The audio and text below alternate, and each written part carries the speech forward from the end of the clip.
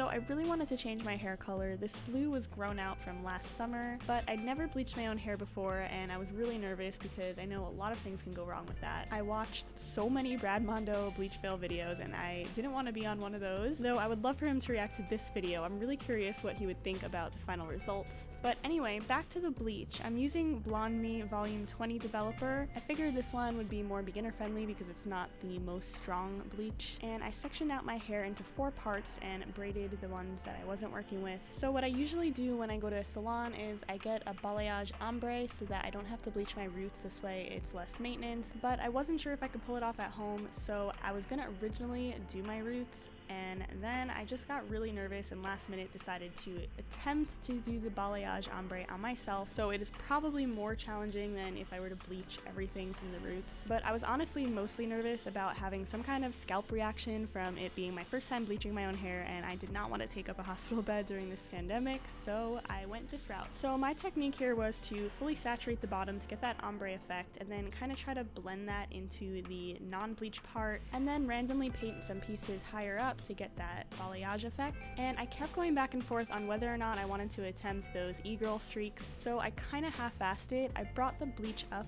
to my roots on those front pieces, but I didn't want to fully commit, so I didn't give it those sharp edges to get the full e-girl look with the contrast, and it came out looking like this. I'm not gonna lie, I was really nervous at this point because I didn't know if I'd be able to fix it. The pieces that I brought up higher towards my roots were actually my virgin hair, so they turned out pretty orange, and I didn't have toner because I knew I was gonna be dyeing it after. So I made a mixture of a lot of conditioner with a drop of purple and blue hair dye, and I used that just on those orange areas. So those clips were actually after I already attempted to tone it myself, and I actually did think it made a big improvement from what it was before. Anyway, let me catch up here. I'm already onto the green, but I made a mixture of 3 different shades. The main base color was a mixture of Phantom Green and Aquamarine from Arctic Fox. Then I made a darker shade using that mixture plus a bit of Transylvania, which is their almost black shade. And the lighter shade I made was that main mixture with a bit of Neon Moon, which is their neon light green. Oh, and then somehow I got dye in my eye, and that was